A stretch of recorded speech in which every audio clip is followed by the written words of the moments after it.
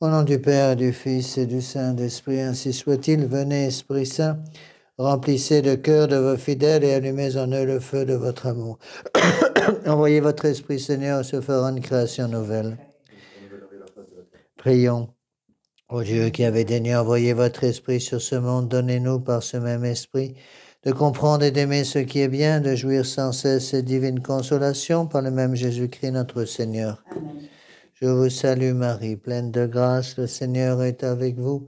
Vous êtes bénie entre toutes les femmes et Jésus, le fruit de vos entrailles, est béni. Sainte Marie, Mère de Dieu, priez pour nous pauvres pécheurs, maintenant et à l'heure de notre mort, ainsi soit-il. Nos saints anges gardiens, Saint Pédis, Saint Joseph, Saint Thomas d'Aquin, au nom du Père, du Fils et du Saint-Esprit, ainsi soit-il.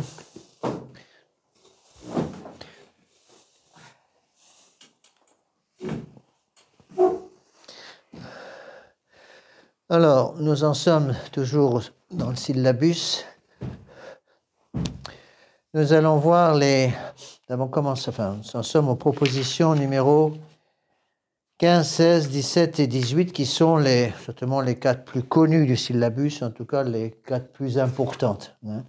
Toutes les propositions sont importantes, mais il y en a qui sont plus actuelles que d'autres. Donc, ce sont les propositions qui vont condamner 2 choses. Vous savez que les propositions, je vous ai déjà expliqué dans le syllabus, sont groupées par série. Donc, on a vu ensemble déjà les propositions condamnant le panthéisme, le naturalisme, le rationalisme absolu, le rationalisme modéré, et là, on est dans la 3e partie. Donc, on va étudier les grands textes, les grandes condamnations de l'indifférentisme et de l'attitudinarisme. Alors, j'ai déjà expliqué ce que c'est. C'est un mot qui est peu utilisé. La plupart des gens ne connaissent pas ce que ça veut dire. J'utilise toujours ça pour la petite histoire. Je ne sais pas si je vous l'ai déjà dit. Quand quelqu'un vient me dire, Monsieur l'abbé, moi je connais tout mon catéchisme, j'ai plus besoin de l'étudier. Je lui dis, ah bon, très bien. Qu'est-ce que c'est que l'attitudinarisme? Alors, il me regarde avec des yeux ronds. Je lui dis, voyez, vous ne savez pas, donc vous avez besoin de travailler. Le latitudinarisme, c'est, pour comprendre, il faut prendre la racine latine. Latitudo, c'est l'ouverture de la porte. Ben ça, latitudo, c'est la largeur de la porte. Degré d'ouverture. Donc le latitudinarisme, c'est une erreur par laquelle on ouvre les portes du baptême de désir tellement grande que tout le monde est sauvé. En fait, le latitudinarisme conduit directement aux fausses doctrines du salut universel qui sont aujourd'hui enseignées partout, pratiquement dans le monde entier, à partir de Rome, que tout le monde est sauvé, tout le monde est beau, tout le monde va au ciel. Voilà. Et donc l'indifférentisme, on a déjà vu tout ça avec Mirarivos, 1832, Grégoire XVI. Donc, en gros, ce sont les gens qui disent que toutes les religions se valent. L'important, c'est d'avoir un vague désir d'aimer Dieu, tout est bon. Voilà. Alors, on va utiliser 2 choses pour bien analyser ces parties-là, qui sont certainement, je crois, la partie la plus importante du syllabus, au moins aujourd'hui. Elles sont tellement fortes qu'on est obligé de retourner aux bases pour être sûr que les gens les comprennent. Parce que quand je donne les textes tels quels de Pie IX, beaucoup de gens, même de bonne volonté, vont dire c'est exagéré. Je vais vous les relire tout simplement parce qu'il faut bien se les mettre dans la tête. N'oubliez pas que ce sont les propositions condamnées. Hein. Bon. Première proposition condamnée, la 15, il est libre à chaque homme d'embrasser et de professer la religion qu'il aura réputée vraie d'après la lumière de la raison, condamné par l'Église.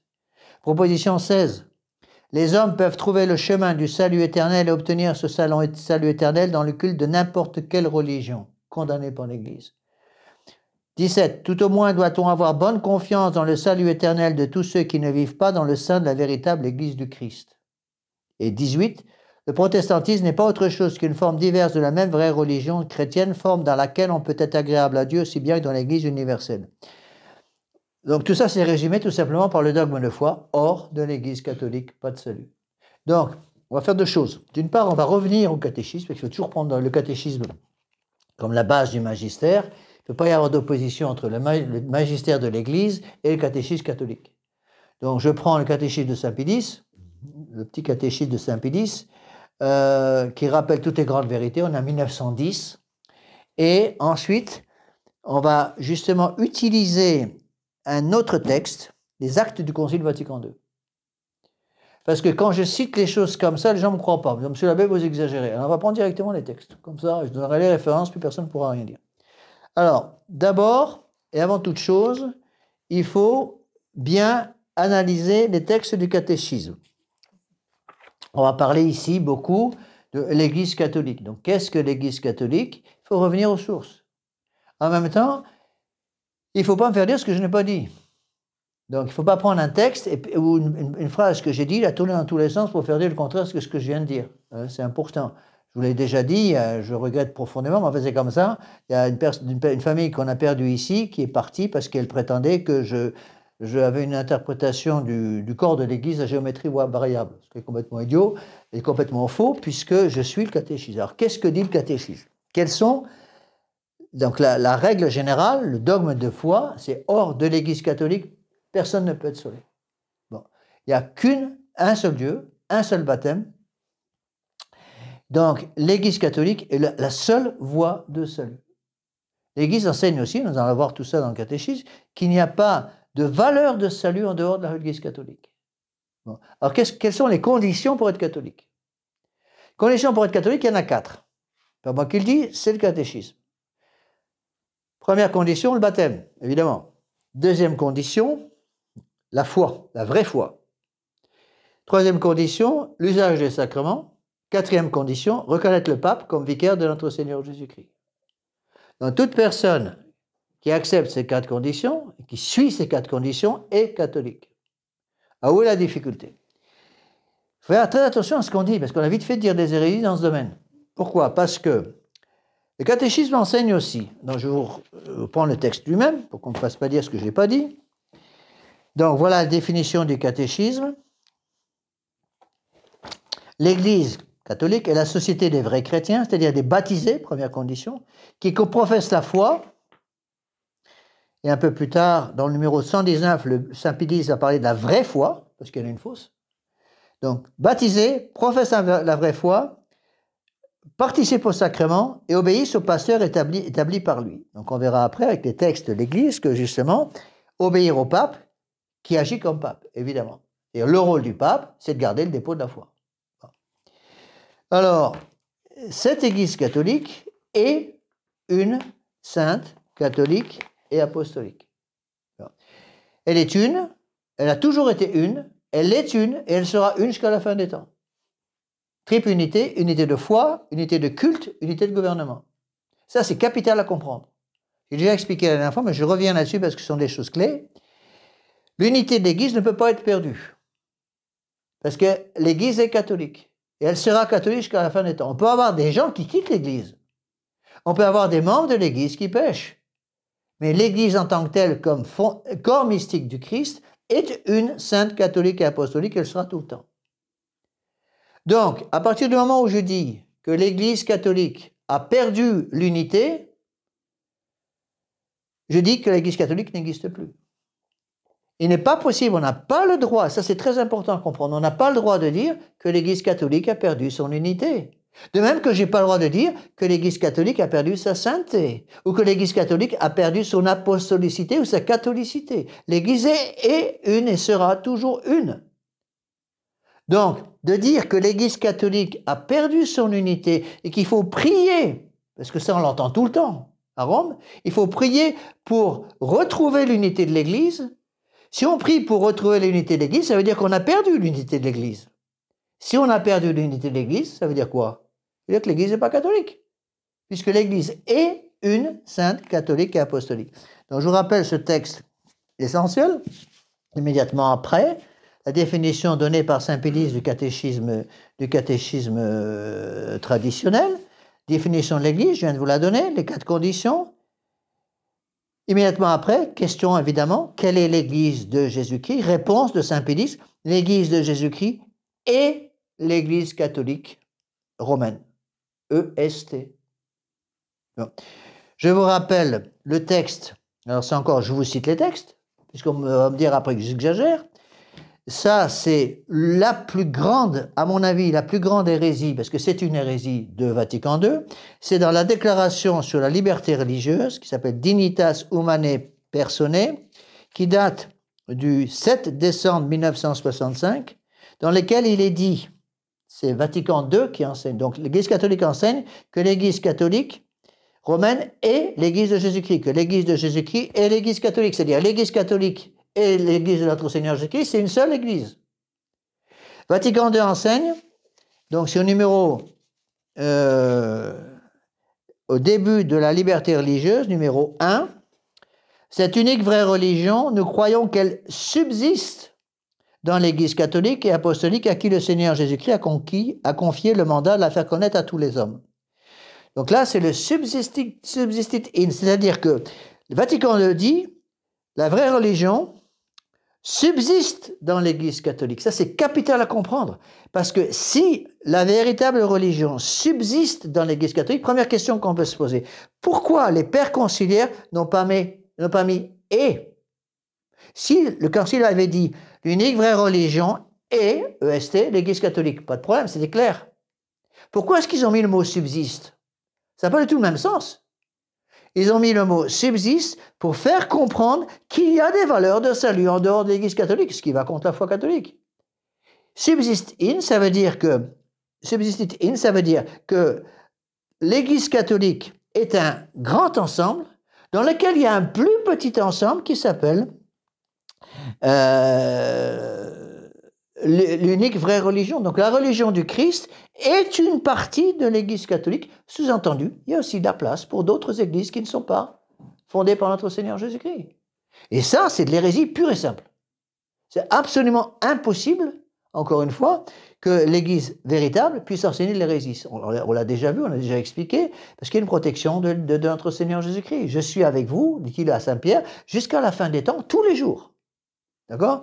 Donc, c'est clair et net que si la véritable religion subsiste dans l'Église catholique, il y a autre chose que l'Église du Christ pour être sauvée. Or, le catéchisme dit l'inverse.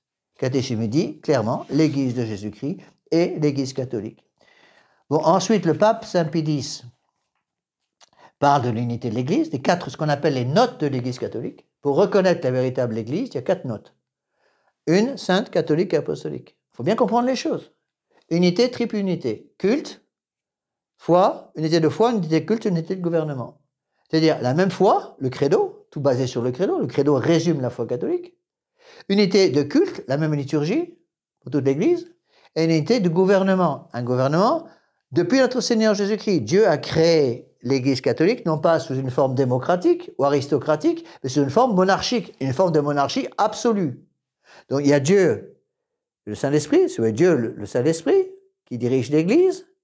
Ensuite, il y a le pape qui répond au Saint-Esprit et qui va enseigner à toute l'Église l'enseignement traditionnel de l'Église. Donc le rôle du pape, c'est de garder le dépôt de la foi. J'ai déjà expliqué, ça c'est capital à comprendre. Malheureusement, c'est des choses qui sont complètement ignorées par des tas de gens aujourd'hui dans l'Église catholique, ou qui se prétendent catholiques, c'est que le dépôt de la foi est clos à la mort de Saint Jean.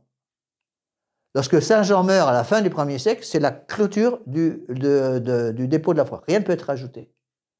Même si un pape donne une nouvelle déclaration, par exemple le pape Pie XII en 1950 a défini l'Assomption de notre Sainte Vierge Marie, c'était déjà dans le dépôt de la foi, puisque le dépôt de la foi est clos à la mort de Saint Jean. Donc la foi catholique est une, sainte. Attention, sainte, ça veut dire quoi? Notre Seigneur Jésus-Christ a créé une église sainte. Pourtant, les apôtres n'étaient pas ça. La preuve, c'est que au moment où Saint Pierre, on lui a demandé s'il était disciple de notre Seigneur Jésus-Christ, 3 fois il a dit non. C'est un péché grave contre la foi, ça. Il y a la petite phrase dans l'Évangile après l'arrestation de notre Seigneur, alors tous s'enfuient. Ils ont tous abandonné notre Seigneur Jésus-Christ, c'est pas des fautes vénielles, ça. Donc même si les apôtres pouvaient, avant d'avoir reçu le Saint-Esprit, bien entendu, pouvaient pécher gravement contre la foi, l'Église catholique fondée par notre Seigneur Jésus-Christ reste sainte, attention. Elle est sainte pourquoi? Par son fondateur. Elle est sainte par ses dogmes. Elle est sainte par tout son enseignement, même s'il peut y avoir dans l'Église catholique des gens qui ne sont pas saints, comme vous et moi. D'accord? Donc l'Église est une, sainte, elle est catholique, Catholique, ça veut dire quoi? Ça veut dire universel, pour tous les temps. Donc, dès qu'on associe l'Église catholique à un temps déterminé, on est hors de l'Église. Donc, on ne peut pas parler de l'Église du Moyen-Âge ou l'Église du XXe siècle. C'est la même. L'Église de la Fondation, notre Seigneur Jésus-Christ, l'Église du Moyen-Âge, l'Église de Vatican I, l'Église de Vatican II, ça devrait être la même. C'est une seule et même Église. Il est très intéressant de voir que dans l'Église moderne, il parle toujours de Vatican II, Vatican II, Vatican II, en donnant l'impression que l'Église commence à Vatican II. Comme dans l'histoire de France enseignée maintenant dans toutes les écoles de la République, on essaie de nous faire croire à nos enfants que l'histoire de France commence avec la Révolution de 1789. Vous avez la réponse classique qui est donnée par les professeurs de l'école laïque, lorsqu'un enfant demande innocemment, j'espère, mais qu'est-ce qui s'est passé avant la Révolution de 1789? On répond, le professeur est supposé répondre, c'était l'âge des ténèbres. L'âge des ténèbres. Donc avant 1789, les ténèbres. C'est la même chose dans Vatican II. Vatican II, Vatican II, Vatican II, Vatican II. Et quand on pose la question, avant Vatican II, ça c'est très important à comprendre aussi. Je m'excuse, j'ai déjà parlé de tout ça, mais je reviens là-dessus parce que c'est capital. Vatican II est le concile numéro 21. Donc il y en a eu 20 avant, qui étaient œcuméniques, qui sont au moins aussi importants en principe que Vatican II. Et donc quand je pose la question, c'est très intéressant de poser cette question aux prêtres de l'Église de Vatican II, justement. Est-ce que vous avez déjà ouvert les 20 premiers conciles qui ont précédé Vatican II? Ils vous répondent non, ça ne m'intéresse pas. Dans leur esprit, on sent très bien que l'Église commence avec Vatican II, c'est-à-dire 1962-1965. Si je dis que l'Église catholique commence avec Vatican II, cette Église n'est plus catholique parce qu'elle est plus universelle. Ça, c'est fondamental à comprendre. L'Église est universelle, elle a toujours été. De même qu'on ne peut pas parler de l'Église catholique de Pologne. On peut parler de l'Église catholique en Pologne ou en France. On ne peut pas parler de l'Église catholique polonaise. C'est la même partout. Sinon, on tombe dans ce qu'on appelle le gallicanisme. C'était les grandes erreurs du gallicanisme. L'Église française gallicane indépendante de Rome. Ou l'Église américaniste, les États-Unis, l'Église américaine indépendante de Rome. Là, on est en dehors de l'Église, on est en plein schisme. D'accord? Donc l'Église est une, sainte, catholique et aussi apostolique. Apostolique, ça veut dire quoi? Ça veut dire qu'elle vient, attention, donc, encore une fois, il ne faut pas oublier ces choses, c'est des points fondamentaux du catéchisme que les gens oublient. Ça, je répète les choses, je m'excuse, je vais répéter encore une fois des choses qui sont déjà supposées être connues, mais il faut bien expliquer toutes ces choses-là. L'Église est apostolique, ça veut dire quoi? Ça veut dire qu'il y a deux formes d'apostolicité. Il y a une apostolicité historique et une apostolicité dogmatique. L'apostolicité historique, ça veut dire quoi? Ça veut dire que depuis le premier pape, Saint-Pierre, jusqu'au dernier pape, il doit y avoir une ligne continue, même s'il y a eu des périodes de vacances apostoliques qui ont duré parfois plusieurs années. Mais il y a une ligne continue. D'accord? Après le premier pape, il y a Saint-Lin, Saint-Clé, Saint-Anaclé, etc. Tous les premiers papes, jusqu'à la période, pratiquement Vatican II, même avant, puisque le dernier pape pour nous qui continue la ligne, c'est Pie XII. Bon. Alors, l'Église est aussi apostolique, et ça, il ne faut pas l'oublier non plus. Apostolicité de cette Église entraîne l'apostolicité dogmatique. C'est-à-dire que l'Église doit toujours, au cours de son histoire, enseigner la même doctrine. Donc, la doctrine de l'Église du Moyen-Âge est la même doctrine que la doctrine d'aujourd'hui, que la doctrine de demain. Dès qu'on voit qu'une Église se coupe de l'enseignement apostolique, on est en dehors de l'Église. D'accord? Alors, où est le problème? Donc, avant de parler de ce problème, qui est un problème délicat, je voudrais rappeler, donc, encore une fois, les grands textes. On va commencer par ça, pour ne pas tout mélanger, les grands textes du catéchisme. Donc, l'Église enseignante. Donc, il y a l'Église enseignée et l'Église enseignante. L'Église enseignante, strictement parlant, c'est les évêques. Les évêques se forment à l'Église enseignante. Nous, on est l'Église enseignée. Même si dans la pratique, les évêques délèguent les prêtres. Mais strictement parlant, l'Église enseignante, ce n'est pas les prêtres, c'est les évêques. D'accord? Donc, l'Église enseignante, dit le pape Saint Pie X, c'est la question 115, l'Église enseignante ne peut errer dans l'enseignement des vérités révélées par Dieu parce qu'elle est infaillible. Selon les promesses de Jésus-Christ, l'Esprit de vérité l'assiste continuellement. Donc, l'apostolicité, je veux dire, l'infaillibilité de l'Église vient en fait de l'infaillibilité du pape. Le pape est infaillible quand, en tant que pape, il parle comme pape sur la foi et les mœurs avec l'intention d'obliger toute l'Église. Bon. Question 116, le pape peut-il errer quand il enseigne lui seul les vérités révélées par Dieu? Attention, question très importante. Est-ce que le pape peut errer quand il enseigne seul? Est-ce que le pape est obligé d'enseigner avec tous les évêques? Non. La réponse, le Saint Pie X dit, le pape ne peut errer quand il enseigne lui seul les vérités révélées par Dieu. Donc l'infaillibilité de l'Église vient du pape. Parce que c'est le pape qui est chef de l'Église, pas les évêques. D'accord? Donc, le pape est infaillible, comme l'Église, lorsque, comme pasteur et maître de tous les chrétiens, il définit les doctrines touchant la foi et les mœurs. On a déjà expliqué tout ça, je n'y reviens pas. Hein? Question 17. En dehors de l'Église catholique romaine, une autre Église peut-elle être l'Église de Jésus-Christ ou du moins en faire partie? Là, on retrouve le texte de la condamnation, en fait, du texte de Vatican II. Saint Pie X va répondre, en dehors de l'Église catholique romaine, aucune Église ne peut être l'Église de Jésus-Christ ou en faire partie. Aucune des autres églises soi-disant chrétiennes ne possède ces notes d'unité, sainteté, catholicité, apostolicité. C'est clair et net, ça c'est le catéchisme, c'est l'infaillibilité magistère ordinaire de l'Église. Donc en dehors de l'Église catholique, pas de salut. Il n'y a qu'une seule Église. Bon. Donc pourquoi Jésus a-t-il institué l'Église? Jésus a institué l'Église comme les moyens pour arriver à la sainteté, au salut éternel. Par la vraie foi, le sacrifice, c'est la messe, les sacrements, les secours spirituels. Très intéressant de voir que Saint Pie X, j'ai insisté là-dessus la dernière fois, Saint Pie X parle de la vraie foi. Ça veut dire quoi? Ça veut dire qu'il y a une fausse. De même, quand l'exemple que j'ai donné mercredi dernier, je m'excuse de revenir un peu sur ces choses-là, mais lorsque Saint Louis-Marie Grignon de Montfort parle de vraie dévotion à la Sainte Vierge, ça veut dire quoi? Ça veut dire qu'il y a une fausse. D'accord? Bon. Alors, le problème, il est là avec la question 124, qui est hors de la communion des saints, donc la communion de l'Église. Hein? Celui-là est hors de la communion des saints et hors de l'Église. Donc, la communion des saints, qu'est-ce que c'est que la communion des saints?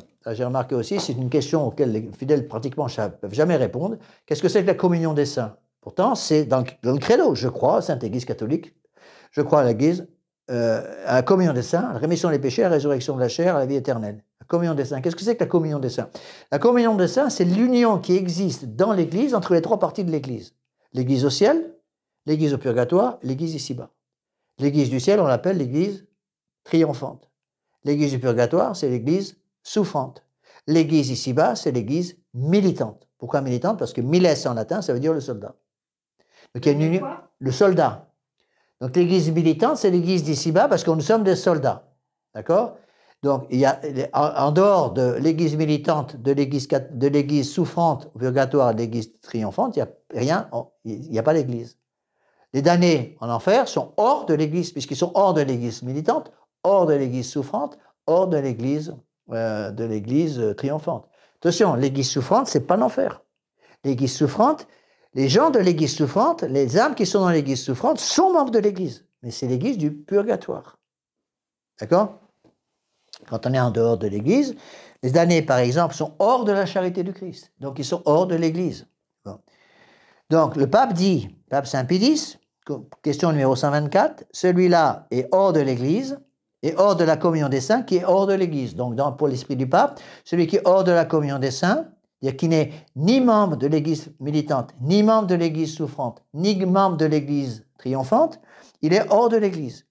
Et il cite les noms, les damnés, l'enfer évidemment, les infidèles, les juifs, les hérétiques, les apostats, les schismatiques et les excommuniés.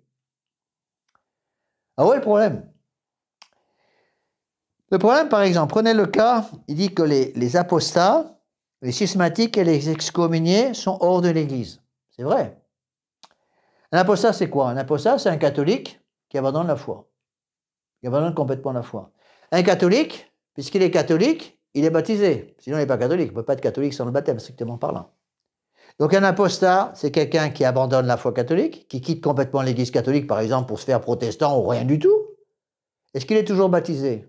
Oui. Oui. Le baptême fait de nous des enfants de Dieu.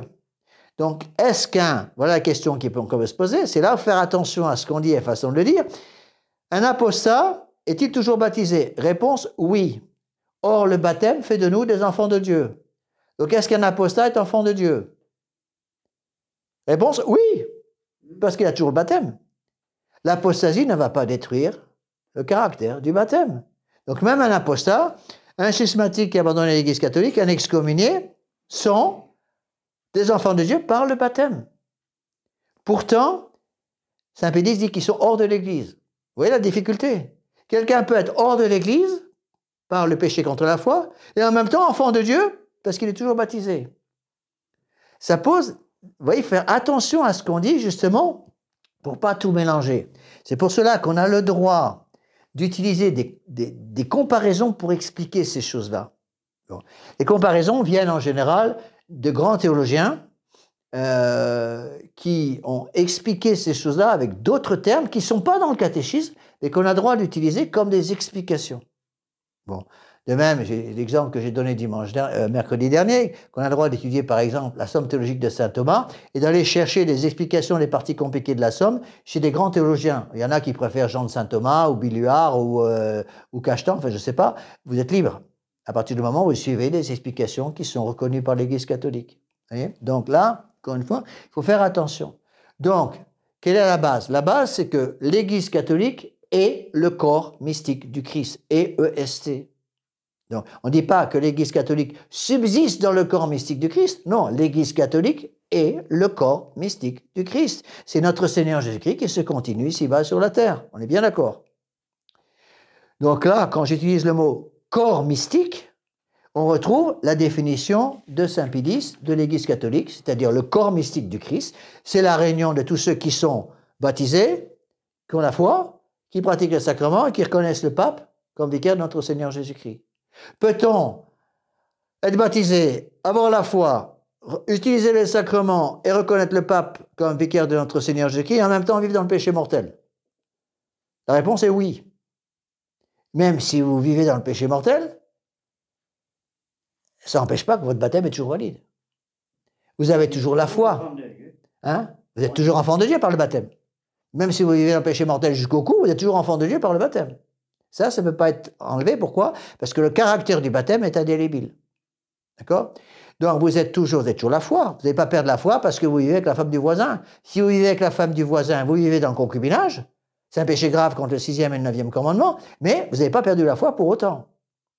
Est-ce qu'on peut prier et reconnaître le pape comme vicaire de notre Seigneur Jésus-Christ tout en vivant dans le péché? Oui. Donc il est possible qu'il y ait dans l'Église catholique des gens qui ne soient pas saints, sans détruire la sainteté de l'Église. L'Église est sainte par son fondateur et par sa doctrine, pas par ses membres. D'accord? C'est bien important, bien important de bien distinguer les choses. Cependant, quelqu'un qui vit dans le péché mortel, en général, ne va pas utiliser la dernière condition d'appartenance à l'Église, à savoir d'utiliser les sacrements. En général, il ne se confesse pas. Cependant, il reste quand même dans l'Église. Donc on peut à la fois être hors de l'Église, on est hors de l'Église par l'apostasie, le schisme, l'excommunication, l'hérésie, ce sont les péchés contre la foi, mais même si on est hors de l'Église catholique par les péchés contre la foi, j'insiste, on reste enfant de Dieu par le baptême, même si on vit dans le schisme, l'hérésie, l'apostasie ou l'excommunication. Vous voyez, il faut bien distinguer les choses. Alors, c'est vraiment un problème. Comment arriver à mettre tout ça sur une même table pour que les gens comprennent bien. Donc, la réponse, justement, elle est dans une explication donnée par certains théologiens que personnellement j'utilise, qu'on a le droit d'utiliser dans l'Église, même si certaines personnes s'énervent parce que j'utilise cette comparaison, elle n'est pas de moi, c'est une vieille comparaison. L'Église catholique est le corps mystique du Christ, dans le sens que l'Église catholique est la réunion de ceux qui ont la foi, qui sont baptisés, qui reconnaissent notre Seigneur, qui utilisent les sacrements, qui obéissent au pasteur établi par lui pour garder le dépôt de la foi, très bien. Mais en même temps, ça c'est le corps mystique du Christ, on peut utiliser une comparaison donnée par beaucoup de théologiens qui comparent l'Église catholique à une vie humaine. Dans une vie humaine, il y a un corps et une âme. Bon. Il y a le corps de la personne et l'âme de la personne. Il faut une réunion des deux pour que la personne soit vivante. Bon. Si vous allez voir dans un cimetière ce qui se passe, vous avez des morts. Il n'y a que les corps. Les âmes ne sont pas là. Les âmes sont jugées par Dieu et sont ou au limbe, ou en enfer, ou au purgatoire, ou déjà au paradis dans certains cas. D'accord? Donc là, les choses doivent être parfaitement claires dans ce domaine. Il n'y a plus d'union entre le corps et l'âme.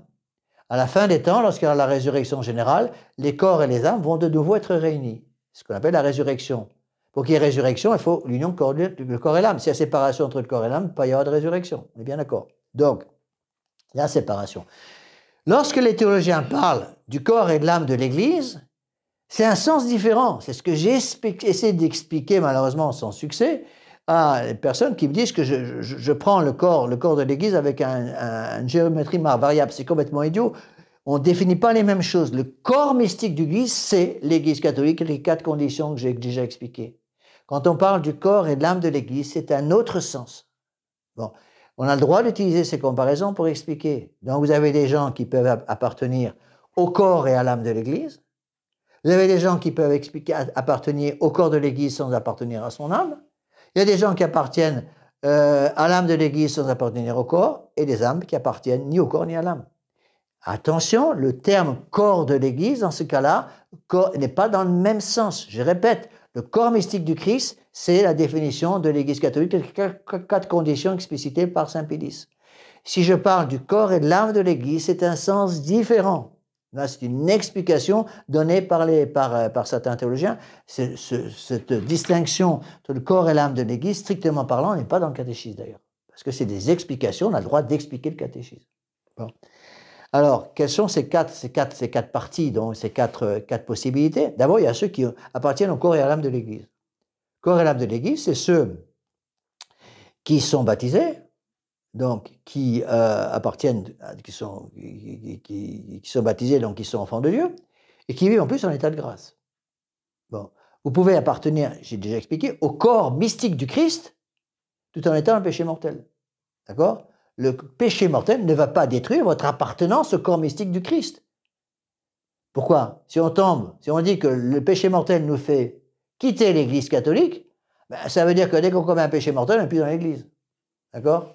Or, malheureusement, il y a des gens dans l'Église catholique, même des paroissiens, même moi, n'importe qui, ça peut arriver, on commet une faute grave, on va vite se confesser, mais quand on est en état de péché mortel, eh bien, on est toujours membre du corps mystique du Christ, parce qu'on croit toujours en l'Église une sainte catholique et apostolique, parce qu'on croit qu'on est baptisé, on croit qu'on utilise les sacrements de l'Église, on va se confesser au plus vite, on utilise aussi la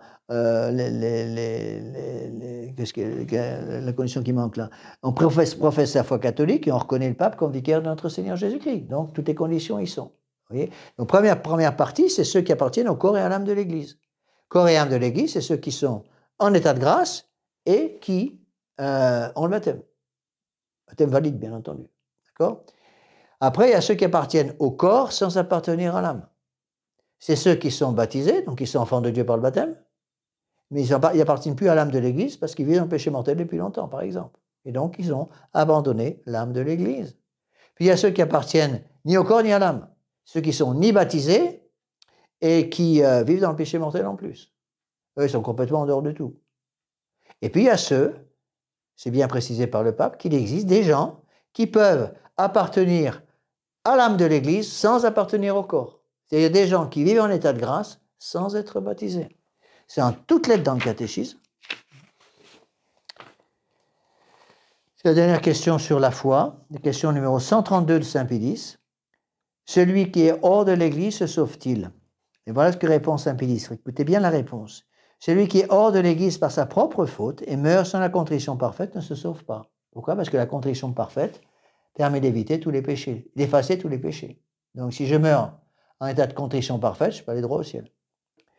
Mais, je répète, celui qui est hors de l'Église par sa propre faute, dit saint Pie X, et meurt sans la contrition parfaite ne se sauve pas, mais celui qui s'y trouve sans sa propre faute et mène une vie bonne pour se sauver par l'amour de charité qui unit à Dieu et unit aussi en esprit à l'âme de l'Église. Donc ici, il parle de l'âme de l'Église. Vous voyez? Donc, qu'est-ce que ça veut dire? Ici, le pape saint Pie X fait allusion à ce qu'on appelle le baptême de désir. Quand je dis qu'une personne qui appartient à l'âme de l'Église sans appartenir au corps peut être sauvée parce qu'il a un baptême de désir. Attention, il faut bien comprendre ce que c'est que le baptême de désir. Le baptême de désir, c'est pas un vague désir d'être baptisé. Oui, j'ai le désir d'être baptisé parce que je crois que l'Église catholique est la véritable Église, mais je ne prends jamais les moyens. Je ne peux pas avoir le prêtre pour me faire préparer au baptême et être baptisé. Je reste avec un baptême de désir, ça suffit pour être sauvé. Non! Baptême de désir, c'est un désir positif de recevoir le baptême au plus tôt. Pour ceux qui connaissent l'existence du baptême, ce qu'on appelle un baptême de désir explicite, c'est le cas par exemple d'un catéchumène, quelqu'un qui se prépare au baptême, qui va voir le prêtre régulièrement pour apprendre son catéchisme, qui se prépare au baptême, qui n'est pas encore baptisé, un adulte, je parle d'un adulte évidemment, qui se prépare au baptême, il n'est pas encore baptisé, et puis il meurt dans un accident de voiture. Par exemple, en allant se faire baptiser. Le jour où il est baptisé, il meurt dans un accident de voiture. Eh bien, il meurt dans un acte de désir implicite du baptême. Bon, s'il a regretté tous ses péchés, il peut être sauvé. D'accord? Bon. Et si les parents le désirent pour l'enfant? Le baptême de désir ne peut pas exister pour des parents pour un enfant. Une maman peut désirer le baptême pour son enfant. Une maman qui est enceinte, par exemple, peut bien sûr et doit désirer le baptême de son enfant, prier pour que son enfant puisse être baptisé au plus tôt après la naissance, mais tant que l'enfant est dans le sein maternel, la maman ne peut pas avoir un désir pour l'enfant. Elle peut avoir le désir du baptême, il faut bien distinguer les choses. Elle peut avoir le désir du baptême, mais elle ne peut pas avoir le baptême de désir pour l'enfant, parce qu'elle ne peut pas prendre la volonté de l'enfant. Oui, mais... Ah ben non, il y a une union physique, mais il n'y a pas une union des esprits. Donc une maman ne peut pas avoir un baptême, peut avoir désiré le baptême de son enfant, mais ne peut pas avoir un baptême de désir de l'enfant. C'est un drame d'ailleurs, parce que quand il y a eu heureusement, ça arrive très rarement, mais ça peut arriver. Moi, ça m'est arrivé une fois, où une maman a elle avait un grand désir du baptême de son enfant. Malheureusement, le bébé est mort juste avant la naissance. Il est mort né, donc. Et la maman, évidemment, était très inquiète pour les baptêmes. Elle dit, mais j'avais un grand désir du baptême de l'enfant. Oui, elle avait un désir du baptême de l'enfant, mais l'enfant est mort sans baptême, donc il est au limbe. C'est pour ça qu'il y a les limbes. Ah ben oui, les limbes ont toujours, attention, ça a toujours été enseigné par l'Église. L'Église a toujours enseigné l'existence des limbes pour les enfants morts sans baptême, des bébés morts sans baptême, sur lesquels on ignore beaucoup de choses. C'est simplement que les limbes existent, ils ont toujours existé, dans lesquels il y a les enfants qui meurent sans baptême. Est-ce qu'ils souffrent? Non, parce que Dieu, dans sa miséricorde, ne fait pas savoir aux âmes des enfants qui sont dans les limbes qu'ils ont été créés pour Dieu. Donc ils ne souffrent pas de l'absence de Dieu, parce qu'ils ne connaissent rien sur Dieu. Contrairement aux âmes des damnés. Les âmes des damnés en enfer savent que Dieu existe, savent qu'ils ont été créés pour Dieu, donc ils souffrent de l'absence de Dieu. C'est ce qu'on appelle la peine du dent. Il n'y a pas de peine du dent pour les âmes des enfants morts sans baptême. Alors évidemment, il y a parfois beaucoup de gens qui nous disent « Mais monsieur l'abbé, mon petit cœur m'interdit de croire ça. » Je m'excuse, votre petit cœur, quelque chose qui n'a pas eu votre petit cœur. L'important, c'est d'enseigner ce que l'Église catholique a toujours enseigné. Vous voyez? Donc, l'Église a toujours enseigné, attention, c'est bien expliqué expressément dans le catéchisme de Saint-Pédis, l'existence d'un baptême de désir. Soit explicite, pour quelqu'un qui se prépare positivement au baptême, soit quelqu'un qui est dans ce qu'on appelle l'ignorance invincible, qui a un baptême de désir implicite. Explicite, s'il se prépare au baptême, un adulte. Implicite, connaît rien sur le baptême, connaît rien sur l'Église catholique, mais s'il avait connu l'Église catholique, il aurait demandé le baptême. Donc il n'y a que Dieu qui peut savoir si telle âme d'adulte est dans un cas de baptême implicite. Vous voyez? Donc attention, il ne faut pas tout mélanger. C'est pour cela que le pape Pie IX ici condamne le latitudinarisme, c'est-à-dire ceux qui disent que tout le monde a un baptême de désir. Tout le monde a un baptême de désir. Il y a beaucoup de gens qui disent cœur Saint-Saint dans l'Église de Vatican II. Au moment où on meurt, vous comprenez, il y a séparation entre notre corps et notre âme, c'est vrai. Et puis notre âme apparaît devant Dieu. Notre Seigneur Jésus-Christ ouvre ses bras tout miséricordieusement à l'âme qui apparaît devant lui. Est-ce que tu veux venir avec moi, jouir de moi pour toute l'éternité en enfer, au ciel, et regarde bien tous tes péchés? Mais attendez, ça c'est pas la foi catholique, ça c'est le cœur qui travaille. Le cœur qui travaille. Pourquoi? Parce que pour regretter ses péchés, il faut être dans le temps. Une fois qu'on est passé du temps à l'éternité, il n'y a plus de regret possible. Pourquoi? Parce que pour changer de vie, qu'est-ce qu'il faut? Il faut du temps, il faut la liberté, et il faut l'usage des grâces du bon Dieu.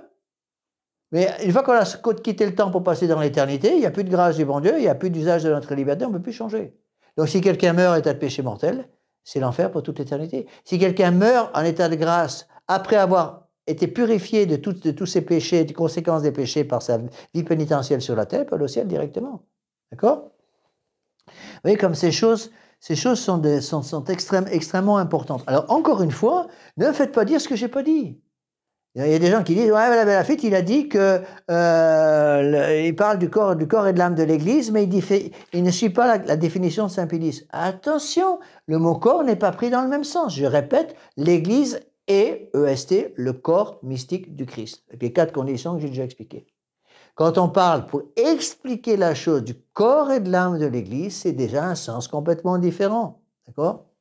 Donc que les choses soient claires. Donc, je répète, on ne peut donc pas accepter, c'est impossible pour un catholique, l'enseignement officiel de l'Église catholique, de l'Église de Vatican II, qui prétend que la véritable religion, l'unique vraie religion, subsiste dans l'Église catholique. Donc, en plus, dans l'Église catholique, donc encore une fois, pour l'Église moderne, l'Église de Vatican II, c'est pas moi qui le dis, c'est les textes même de Vatican II qui enseignent expressément que, en dehors que dans l'Église catholique, il y a autre chose, il y a l'unique vraie religion et d'autres religions. Ça, c'est inacceptable.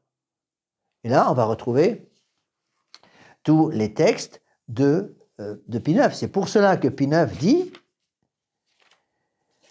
proposition numéro 16 du syllabus, les hommes peuvent trouver le chemin du salut éternel, obtenir ce salut éternel dans le culte de n'importe quelle religion, condamnée par l'Église. Je vous ai déjà dit que vous pouvez vous amuser, beaucoup de gens l'ont fait d'ailleurs, prendre ces 4 propositions, 15, 16, 17 et 18 du syllabus de Pie IX, 1864, donc c'est des propositions condamnées, ne pas dire d'où ça vient et présenter ces textes aux prêtres, au curé de votre paroisse, en leur demandant s'il est d'accord avec ces textes. Et vous dites, voilà, est-ce que vous êtes d'accord avec cette phrase? Les hommes peuvent trouver le chemin du salut éternel et obtenir ce salut éternel dans le culte de n'importe quelle religion. Qu'est-ce qu'il va vous dire, le curé moderniste? Mais oui, pas de problème, c'est Vatican II. Il a raison, c'est Vatican II. Le problème, c'est condamné par l'Église.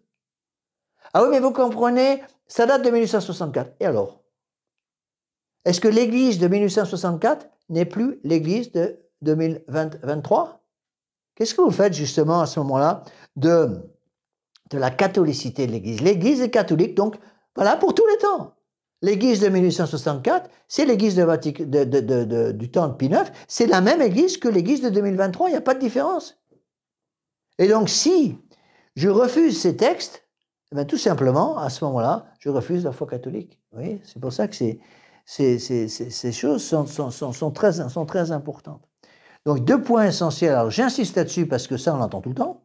Donc, premier point, on ne peut pas accepter l'enseignement de Vatican II qui prétend que la véritable Église catholique la véritable religion, l'unique vraie religion, subsiste dans l'Église catholique. Donc, je répète, on ne peut pas accepter ceux qui disent que l'Église catholique, c'est un grand sac dans lequel il y a plusieurs parties, comme une espèce de grande église dans laquelle il y a plusieurs chapelles latérales, si vous voulez. Une des chapelles par lesquelles on peut se sauver, c'est l'unique vraie religion du Christ. L'unique vraie religion du Christ, c'est l'Église catholique, il n'y a pas de différence. Donc on ne peut pas utiliser ce terme qui est extrêmement dangereux. Et d'ailleurs, c'est pour ça qu'il a été utilisé. C'est très intelligent. Ils ont utilisé le terme subsiste, qui n'est pas clair, justement. Donc c'est un terme qui peut être éventuellement, en poussant les choses au maximum, compris dans un sens catholique, mais en même temps, ça veut bien dire qu'il y a d'autres moyens de salut que l'Église, que la véritable religion du Christ. Hors de l'Église catholique, personne ne peut être sauvé. Je suis la voie, la vérité, la vie, a dit notre Seigneur. Sous-entendu, je suis l'unique voie, l'unique vérité, l'unique voie. Je suis la voie, la vérité et la vie. Unique vie, unique voie, unique vérité. Hein? Notre Seigneur Jésus-Christ, il suffit de lire l'Évangile. Il parle très souvent, justement, de la voie large qui mène à la perdition et la voie étroite et resserrée qui mène à la vie éternelle. Vous voyez, donc il ne faut pas tout mélanger. Deuxième point qui est extrêmement important, j'en ai déjà parlé, mais je réinsiste là-dessus, on ne peut pas accepter ceux qui disent que l'unité de l'Église est perdue. Alors ça, encore une fois, vous allez me dire, même sur l'abbé, c'est pas enseigné dans Vatican II. Eh ben, on va voir si c'est pas enseigné dans Vatican II, il suffit d'aller chercher les textes. Donc on va aller chercher les textes qui prétendent, dans Vatican II, que l'Église a perdu son unité. Donc c'est tout simple, je vais vous donner le texte. Comme ça on ne pourra pas dire que j'invente. Alors ça, c'est l'introduction d'un autre texte très important de Vatican II sur l'écuménisme. Le texte sur l'écuménisme, qui s'appelle Dignitas Humanae, qui a été promulgué le 21 novembre 1964. Donc ça, c'est Vatican II, d'accord? Le texte de Vatican II commence ainsi, c'est le début du texte, donc de... pardon, je raconte des bêtises, c'est le décret Unitatis Redintegratio, en fait c'est ça. C'est le nom, parce que souvent on donne le titre en latin. Le décret Unitatis Redintegratio sur l'écuménisme du 21 novembre 1964. Donc là, j'ai fait une erreur sur mes notes, là. Il faut que je corrige ça. Dignitas Humanae sur la liberté religieuse. L'écuménisme, c'est Unitatis Redintegratio. Voilà l'introduction. Promouvoir la restauration de l'unité entre tous les chrétiens est l'un des buts principaux de ce Saint Concile. Ça veut dire quoi? Je répète, promouvoir la restauration de l'unité. Ça veut dire quoi, la restauration de l'unité? Ça veut dire qu'on a perdu. Donc l'Église de Vatican II enseigne que l'Église catholique peut perdre son unité. Et donc il faut la rétablir. On entend ça tout le temps dans la bouche des prêtres modernes, des évêques modernes et de François à Rome. Tout le temps il en parle. Il faut rétablir l'unité de l'Église, comme si l'unité de l'Église avait été perdue. L'unité de l'Église ne peut pas être perdue parce que l'unité de l'Église est une note de l'Église, une note qui touche à la constitution même de l'Église. L'Église catholique est le corps mystique du Christ, qui est, qui était, qui sera jusqu'à la fin des temps un catholique, saint, catholique, apostolique. Est-ce qu'il ne parle pas plutôt de l'unité de toutes les religions dans une Ah oui, mais c'est là justement, ils vont vous dire oui, mais c'est pris dans un sens différent. Il faut que les textes soient clairs. Quand on parle quand vous discutez avec ces prêtres modernes, en fait, de l'unité dont ils parlent, c'est pas simplement l'unité psychologique entre les gens qui sont dans l'Église, mais en fait, ça touche à...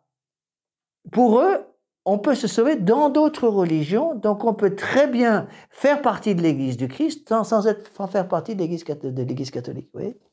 Et ça, vous voyez, oui, mais on peut se sauver dans une autre religion parce qu'on ne connaît pas l'autre. Mais à ce moment-là, on retombe sur ce que j'ai expliqué avant.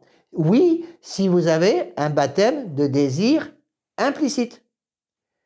Si quelqu'un... bon, je vous donne un exemple. Monseigneur Lefebvre nous le donnait tout le temps comme exemple parce que quand il était en Afrique, Monseigneur Lefebvre, je l'ai déjà dit, a été délégué apostolique pour toute l'Afrique française. Bon, à l'époque, autour des années 50, c'était la moitié de l'Afrique. Bon. Et quand des Africains demandaient le baptême, et beaucoup de choses ont changé, parce que les Africains acceptaient la polygamie, acceptaient le chamanisme, acceptaient des tas de choses complètement fausses. Il fallait d'abord qu'ils se coupent de toutes ces habitudes païennes. Et c'est pour cela que dans bien des cas, la plupart du temps en Afrique, ils exigeaient un catéchuménat de 3 ans. 3 ans de catéchisme pour être sûr, pour les adultes, pour être sûr que les adultes ont perdu leurs attaches païennes. Entre autres, on leur demandait de ne pas garder des amulettes, des idoles chez eux, il fallait qu'ils brûlent tout ça. On leur demandait de régulariser leur situation matrimoniale, c'est-à-dire qu'il y a une épouse et pas 4, ou plusieurs. Tout ça, ça devait partir, et c'était très long. Et donc, on ne baptisait pas les gens tout de suite. Et il y a beaucoup des Africains qui disent au père, mais mon père, si je meurs avant le baptême, je vais en enfer. Non, parce que vous avez là un baptême de désir explicite. D'accord? Donc là, c'est le cas que vous expliquez. Bon. On peut même rajouter des choses. Moi, j'ai rencontré des gens comme ça, mais c'est assez rare. Alors là, c'est le secret du bon Dieu. Même quelqu'un qui n'a jamais connu l'Église véritable, sans faute de sa part, attention, sans faute de sa part, mais qui suit la loi naturelle aussi clairement qu'il puisse l'avoir, peut avoir un baptême de désir implicite. S'il a un baptême de désir implicite, à ce moment-là, il peut être sauvé parce qu'il appartient, encore une fois, à l'âme de l'Église. Vous voyez? Donc, il faut que les choses soient claires. Mais attention, seul Dieu, finalement, peut savoir qui est dans un cas comme ça, pas nous. Hein? Vous voyez? Donc, vous voyez, ici, c'est clair et net. On ne peut pas suivre l'enseignement de Vatican II qui dit d'une part que l'Église la véritable l'Église catholique peut, si vous voulez, que la véritable Église du Christ appartient à l'Église catholique, mais qu'il peut y avoir d'autres moyens de salut, ça c'est inadmissible. On ne peut pas non plus dire que l'Église catholique a perdu son unité. D'accord? Pourquoi? Parce que l'unité de foi, de culte et de gouvernement ne peut pas être perdue. Bon. Autre enseignement, hein, je vous donne un petit peu toutes ces choses-là pour être sûr que vous comprenez bien les choses. Donc ça c'est la question 117 du catéchisme de Saint-Pédis. En dehors de l'Église catholique romaine, aucune Église ne peut être l'Église de Jésus-Christ ou en faire partie. Contre ça, vous avez encore d'autres textes de Vatican II, je vais vous les citer, comme ça on ne pourra pas me dire que c'est moi qui invente. J'ai recherché tous ces textes, justement. Voilà. Alors ça c'est des textes ahurissants, hein. Vous allez pousser les cris en entendant ces textes. C'est Vatican II. Ça, c'est le décret, qui est un décret ahurissant, Nostra Aetate. C'est un décret sur les relations de l'Église catholique avec les religions non chrétiennes, promulgué le 28 octobre 1965. Et voilà ce qu'il enseigne. Donc, je rappelle que l'Église catholique explique, en dehors de l'Église catholique, pas de salut. Vatican II, dans son décret sur les relations avec les religions non chrétiennes, enseigne, je cite, c'est le numéro 2 de la déclaration sur la relation de l'Église avec les religions non chrétiennes. L'Église catholique ne rejette rien de ce qui est vrai et saint dans les autres religions non chrétiennes. Elle considère avec un respect sincère ses manières d'agir et de vivre, ses règles et ses doctrines qui, quoique elles diffèrent en beaucoup de points de ce qu'elle-même tient et propose, cependant apportent souvent un rayon de la vérité qui illumine tous les hommes. Ces religions, en dehors de l'Église catholique, reconnaissent, préservent, font progresser les valeurs spirituelles, morales et socioculturelles qui se trouvent en tous.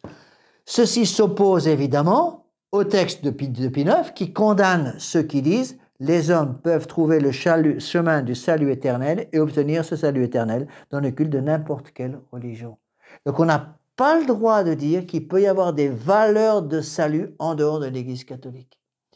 Quand on a une fausse Église qui enseigne des choses qui sont vraies, par exemple, vous avez des protestants qui croient au péché originel. Est-ce que c'est vrai? Oui. Vous avez des protestants qui croient dur comme fer à l'existence du déluge. Est-ce que c'est vrai? Oui. Il y a des protestants qui croient dur comme fer par exemple, en l'indissolubilité du mariage. Je ne sais pas s'il y en a, c'est des exemples que je donne. Bon. Mais ces vérités qui sont enseignées, qui sont effectivement des choses véritables, viennent de la véritable Église, ne viennent pas d'une fausse Église. C'est impossible. Vous voyez?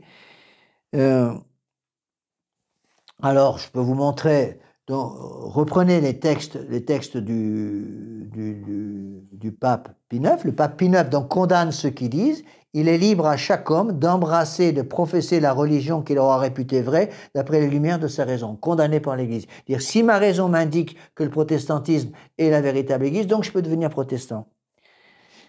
Alors, regardez un peu ce qu'enseigne Vatican II. Quand on cite ces textes, les gens nous disent c'est pas possible qu'ils écrivent des choses pareilles. L'Église regarde.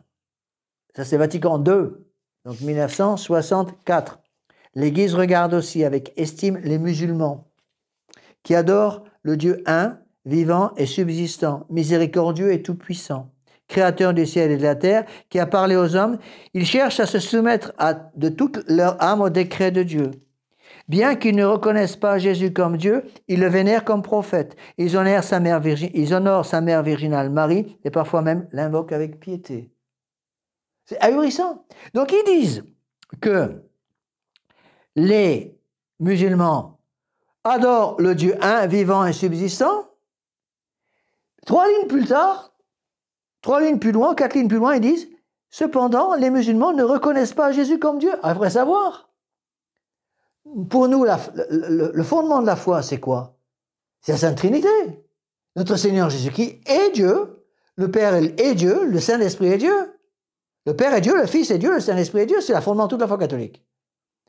Mais le Père n'est pas, le Fils n'est pas le Saint-Esprit. Les 3 personnes de la Sainte Trinité sont consubstantielles. Le Père a la divinité, le Fils a la divinité, l'Esprit Saint a la divinité, mais elles sont distinctes.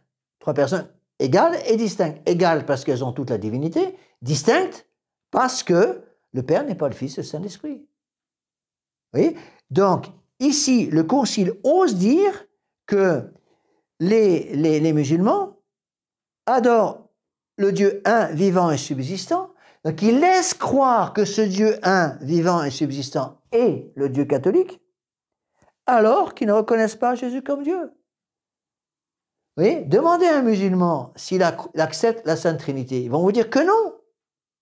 Mais là, il faut faire très très attention parce qu'il y a d'énormes bêtises qui sont dites sur ce sujet, qui est un sujet extrêmement important. Là, je sais que j'aborde aujourd'hui des sujets difficiles. Hein. C'est pas évident de parler de toutes ces choses-là. Il ne faut pas avoir peur d'en parler. Donc, il faut que les choses soient claires. Donc, le Dieu créateur et rédempteur, c'est un Dieu à 3 personnes. D'accord? Donc, si je nie la Sainte Trinité, je ne peux plus croire en Dieu, je ne peux plus prétendre croire en Dieu, parce que si je crois en Dieu véritable, qui est un Dieu en 3 personnes. Donc si le Dieu en qui je crois, qui est un Dieu, dit le Concile Vatican II, un, vivant, un subsistant, miséricordieux et tout-puissant, mais que je refuse la Sainte Trinité, ça veut dire quoi? Ça veut dire que, en tant que musulman, je n'accepte pas la divinité de notre Seigneur Jésus-Christ. Comment puis-je prétendre avoir la foi si je nie la divinité de notre Seigneur Jésus-Christ, qui est le dogme central de la foi catholique?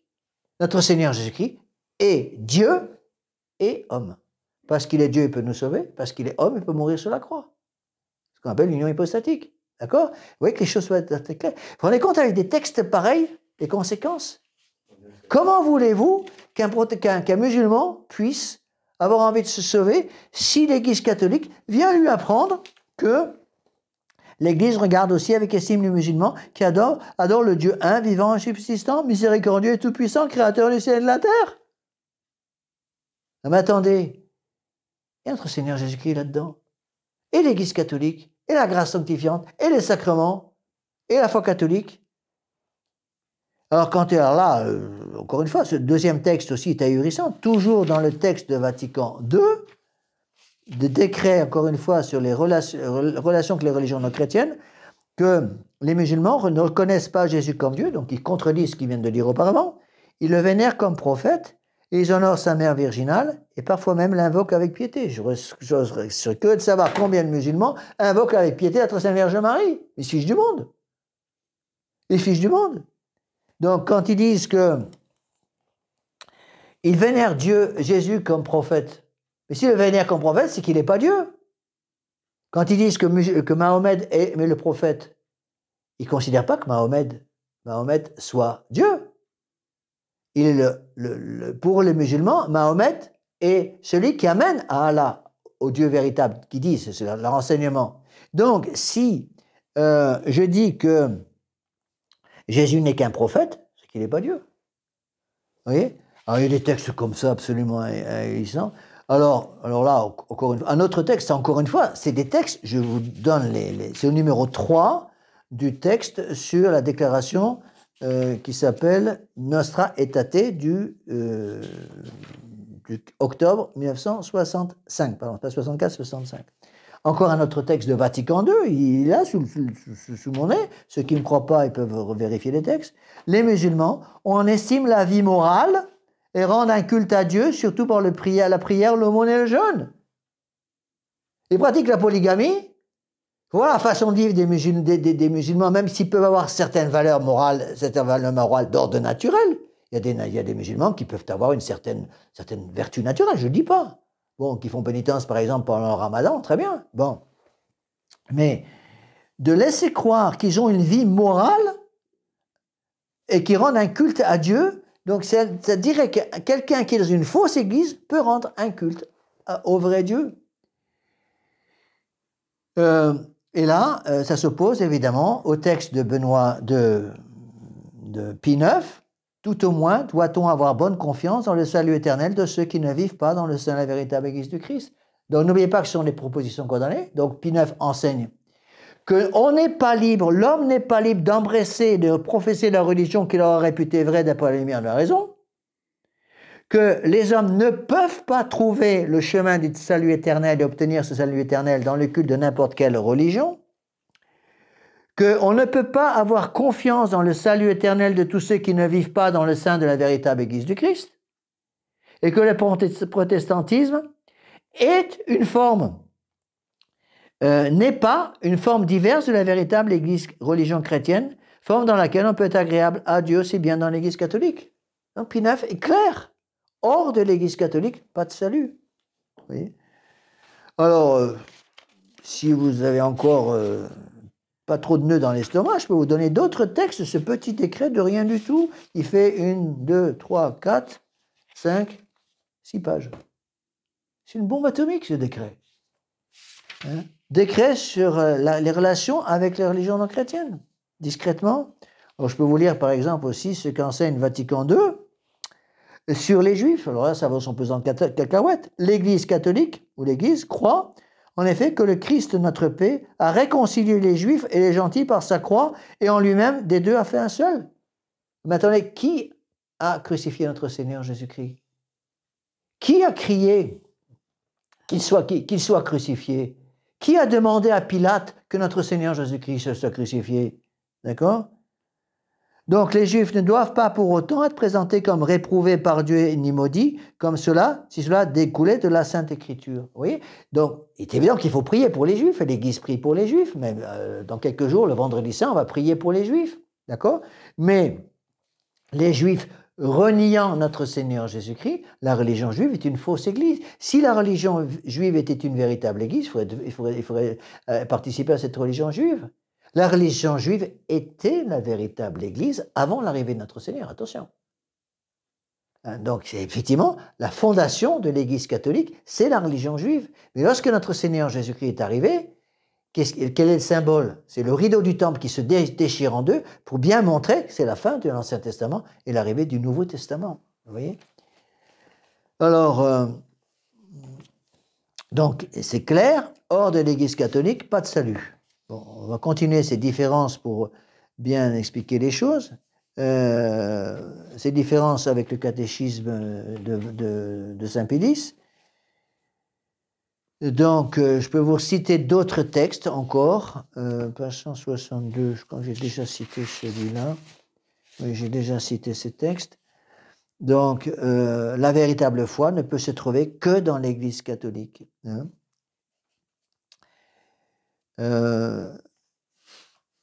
Donc, alors, vous voyez, je pense que c'est les deux parties les plus importantes. Il y a trois.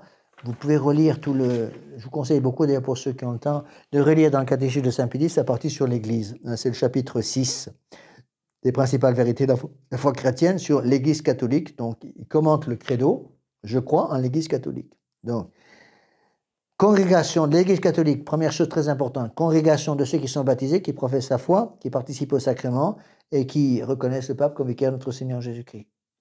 Deuxième point très important, l'Église de Jésus-Christ et l'Église catholique.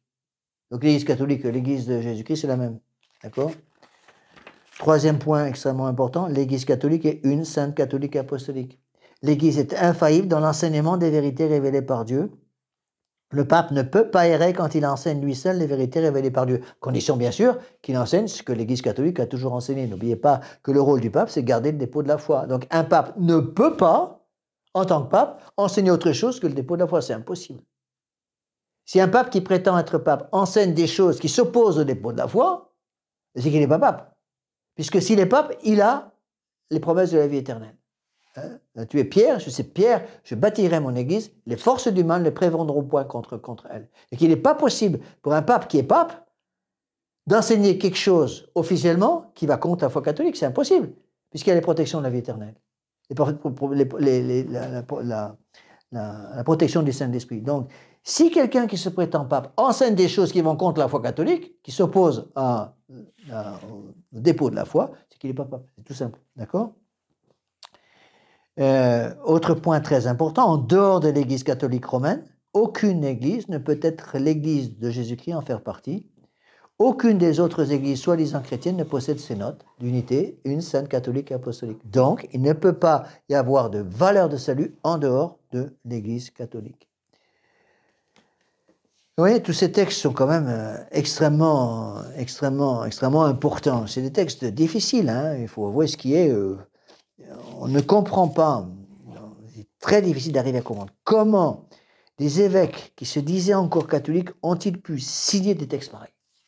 Ce texte, donc, par exemple, un des plus controversés, je vous l'ai dit, c'est la déclaration Nostra Aetate, donc sur les rapports avec les religions non chrétiennes. Eh bien, je vous dis, c'est indiqué ici, donc voté le 28 octobre 1965, 2221 voix pour et contre 88. Donc, un texte complètement anticatholique qui enseigne le contraire de ce que l'Église catholique a enseigné pendant 2000 ans. Il y a 2221 voix pour et 88 voix contre. Vous voyez? Alors, il y a d'autres. Alors, je vais vous montrer d'autres textes qui sont absolument ahurissants parce qu'on n'a pas tout dit encore. Hein? Alors, attention, je ne dis pas que tout est mauvais dans le Vatican II. Je n'ai pas dit ça. Vous voyez? Qu'est-ce qui est plus dangereux? Un Vatican II, toutes les pages seraient hérétiques, ou un Vatican II dans lequel certaines parties de pages sont complètement hérétiques avec 2 ou 3 pages plus loin des choses parfaitement catholiques. C'est le deuxième cas qui est le cas dangereux. C'est quand on mélange l'Église, la vérité avec le faux. Ici, je vais vous lire par exemple encore un autre passage. Donc, il peut y avoir dans Vatican II, il y a des prêtres qui disent tout Vatican II est mauvais, doit être jeté à la poubelle. Je ne dis pas ça en tant que tel. Il peut y avoir dans Vatican II des choses intéressantes. Par exemple, sur le sacerdoce, sur la formation des prêtres, il peut y avoir des choses qui sont vraies. Mais il y a des choses inadmissibles qui vont contre la foi catholique. Par exemple, ça c'est un autre décret, le décret sur la liberté religieuse, 7 décembre 1965. Ils vont tout à fait à la fin. Ils ont attendu tout à fait à la fin pour passer en vitesse. Ils ont attendu tout à fait la fin du concile. Le concile s'est clos en décembre 1965. Bon, alors là, je peux vous donner des textes sur la liberté religieuse. Donc, je les ai déjà cités, donc je reviens rapidement. Rappelez-vous les textes qu'on a déjà vus auparavant sur la liberté religieuse. Ça, c'est Quantacura, la première partie, la partie qui précède le syllabus, donc 1864, Pie IX, infaillible, la liberté religieuse, une liberté de perdition, une insanité. Bon.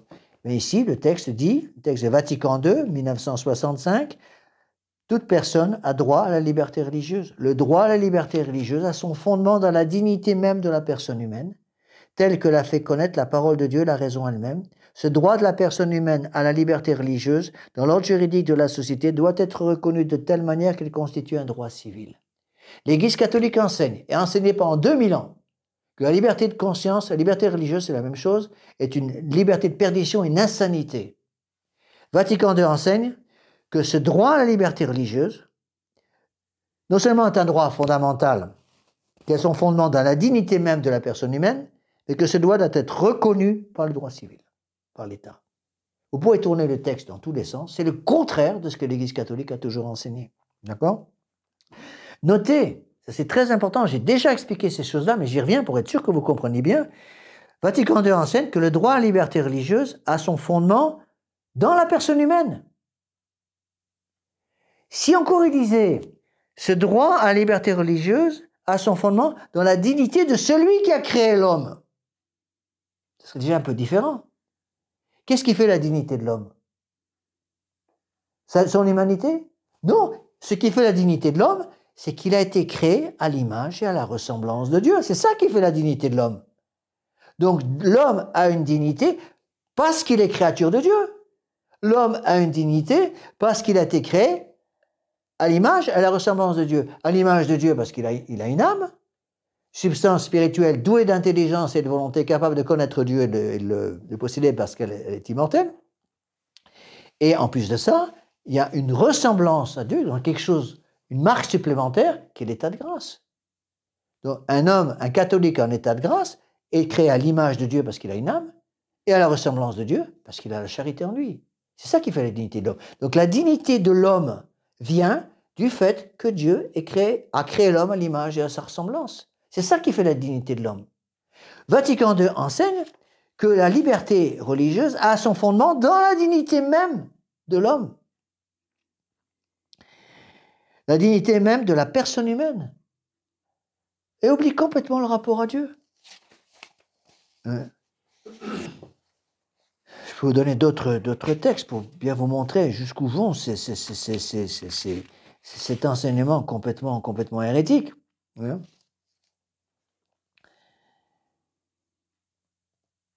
C'est donc faire injure, Vatican II, faire injure à la personne humaine et à l'ordre même établi par Dieu pour les êtres humains que de refuser à l'homme le libre exercice de la religion sur le plan de la société dès lors que l'ordre public juste est sauvegardé.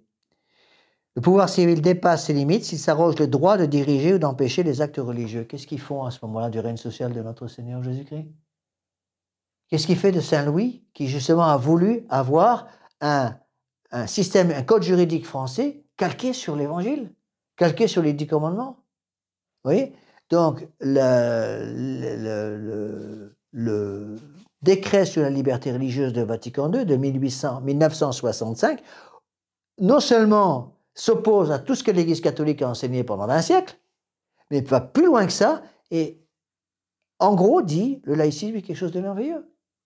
Quand on dit que le pouvoir civil n'a aucun droit d'empêcher ou de diriger les actes religieux, eh bien, à ce moment-là, ça veut dire que chacun peut faire ce qu'il veut. Donc, le pouvoir civil n'a pas à avoir de religion. Par exemple, de savoir, c'est quelque chose de très, très actuel aujourd'hui, est-ce que le pouvoir civil, dans un pays qui tient à peu près la route sur le plan moral, a le droit de dire quelque chose contre les LGBT+, etc. Ou a le droit de dire quelque chose contre les changements de sexe des gamins de 10 ans sans permission de leurs parents, sur toutes ces horreurs, ces horreurs aujourd'hui comme la PMA, la GPA, tous ces trucs-là. Est-ce que l'Église catholique, est-ce qu'un gouvernement qui a un peu de bon sens aurait le droit de dire quelque chose? Non seulement il a le droit, mais il a le devoir d'empêcher des horreurs pareilles. Bon, on ne peut pas empêcher, malheureusement, un gouvernement n'a pas le pouvoir d'empêcher des gens dans le secret de leur maison de vivre dans le péché. Ça, il peut pas, malheureusement, il est bien obligé de tolérer. Mais un gouvernement qui autorise dans ses lois des péchés qui crient vengeance contre le ciel, c'est quelque chose d'ahurissant.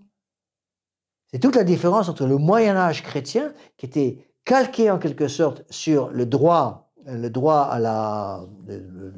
le droit de l'Église, donc les 10 commandements de Dieu, et le laïcisme de la République française aujourd'hui, qui est calqué sur les droits de l'homme.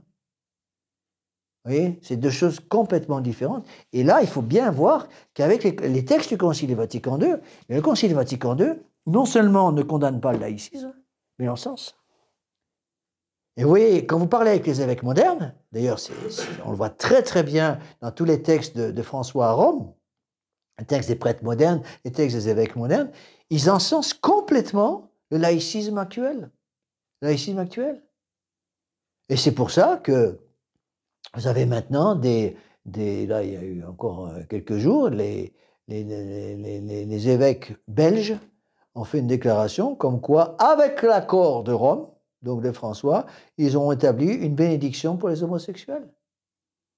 Alors que l'Église catholique, pendant 20 siècles, a dit l'homosexualité, la sodomie, est un péché qui crie vengeance contre le ciel. Alors c'est quoi? C'est l'Église catholique qui s'est trompée pendant 20 siècles? C'est une chose, malheureusement, de ne pas pouvoir empêcher quelqu'un qui vit comme ça dans le secret des alcôves privées. Bon, malheureusement, c'est sa façon de vivre. Vous ne pouvez pas faire grand-chose en tant que gouvernement contre ces trucs-là. Même l'Église catholique peut malheureusement pas faire grand-chose contre ces gens-là. D'ailleurs, les gens qui vivent dans le péché d'homosexualité n'ont pas des tendances homosexuelles, mais dans le péché actif d'homosexualité, on ne les voit pas souvent se présenter au confessionnal. Hein. Bon, c'est évident que les fidèles ne sont pas comme ça.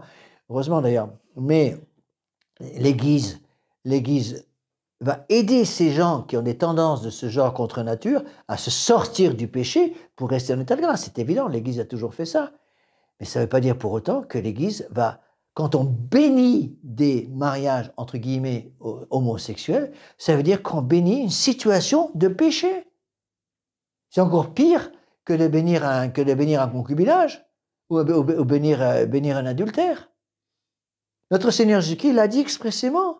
Les adultères ne posséderont pas le royaume des cieux. C'est pas moi qui l'ai dit. Le Seigneur va jusqu'à dire: celui qui regarde la femme de son prochain avec convoitise dans son cœur a déjà commis l'adultère dans son cœur.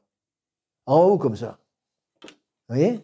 Ce sont quand même des choses qui sont gravissimes. Vous voyez? Et c'est, je crois, extrêmement important de bien posséder ces choses-là. Donc, je vous conseille, comme conclusion, si vous voulez, de cette partie qui n'est pas très facile, je reconnais, pour bien comprendre les 4 condamnations, 15, 16, 17 et 18, qui sont les plus importantes du syllabus.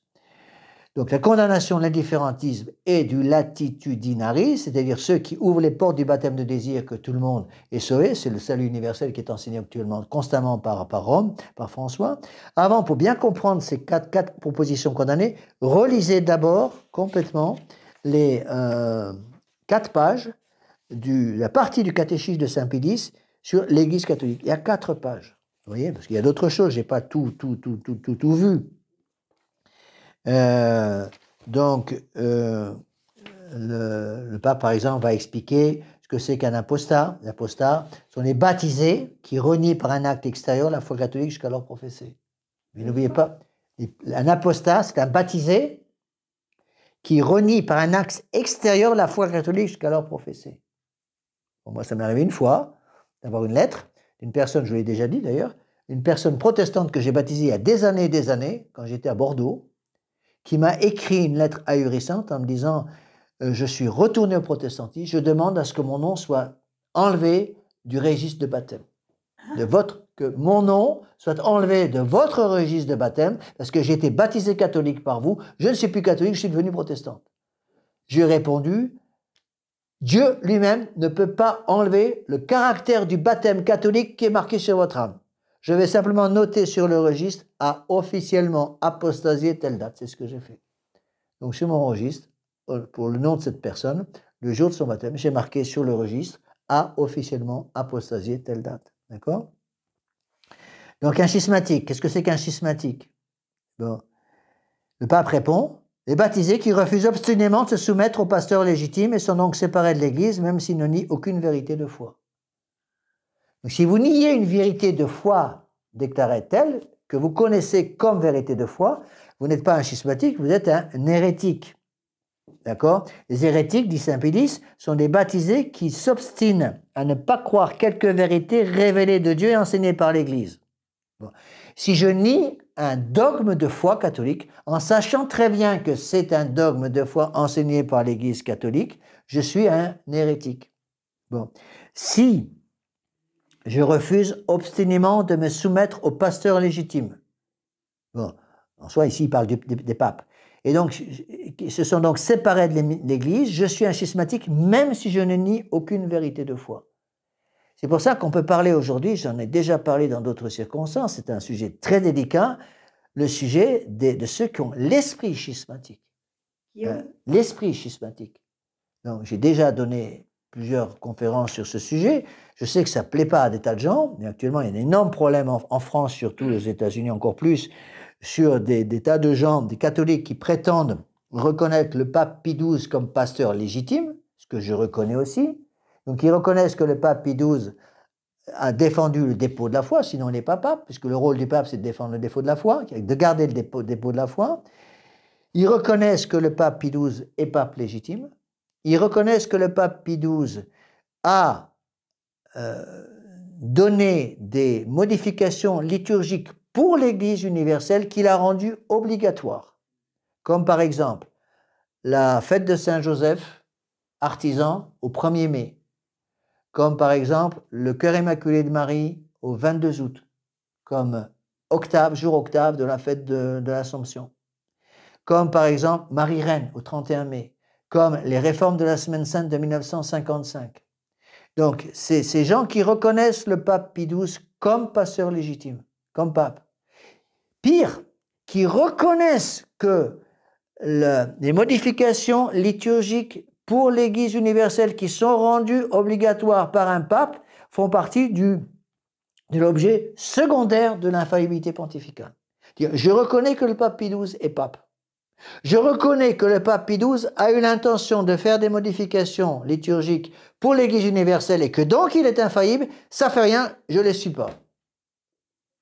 Et vous avez des prêtres qui se disent catholiques de tradition qui le 1er mai vont refuser de dire la messe de Saint-Joseph, j'en connais. Ils vont dire la messe de Saint-Philippe et Saint-Jacques, qui était l'ancienne messe du 1er mai, qui a été reportée par le pape Pie XII au 11 mai. Je pose comme question à ces gens qui refusent comme ça l'autorité du pape Pie XII, est-ce que vous reconnaissez que Saint Pie X est pape? Saint Pie X a été canonisé par le pape Pie XII en 1954, je crois. Donc il faut qu'ils soient logiques par eux-mêmes. Vous voyez, en sens, ils prennent ce qui leur plaît. Ce qui me plaît, je garde. Ce qui ne me plaît pas, j'enlève. Et c'est exactement ce qu'ils font. C'est ça le pire. C'est que quand vous leur dites, mais dites donc, c'est pas ça l'esprit schismatique?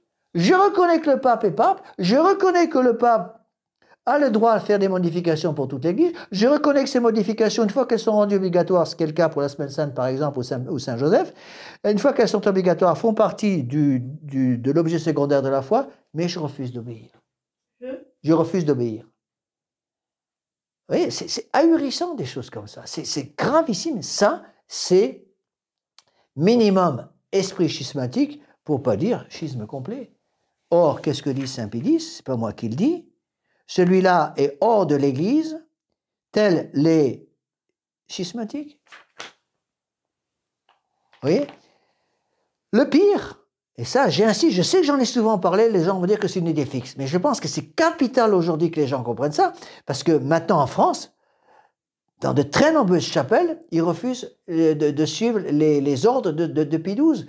Même dans les chapelles qui ont suivi la tradition catholique, c'est-à-dire la Semaine Sainte de Pie XII, comme par exemple la chapelle de Nantes, avec l'abbé Guépin, moi j'étais son vicaire pendant longtemps, je le connais bien. Son corps est à peine chaud, il vient de mourir malheureusement. Son corps est encore chaud littéralement. Ça y est, ils ont déjà changé pour refuser les changements liturgiques obligatoires de Pie XII et repasser à Saint Pie X. Alors ça pose quand même des problèmes énormes. Mais c'est là où justement ça montre l'hypocrisie. Quand les réformes de Pie XII les intéressent, ils les suivent. Par exemple, le pape Pie XII a autorisé les messes du soir. Avant, c'était interdit. On devait toujours dire la messe le matin, jamais le soir.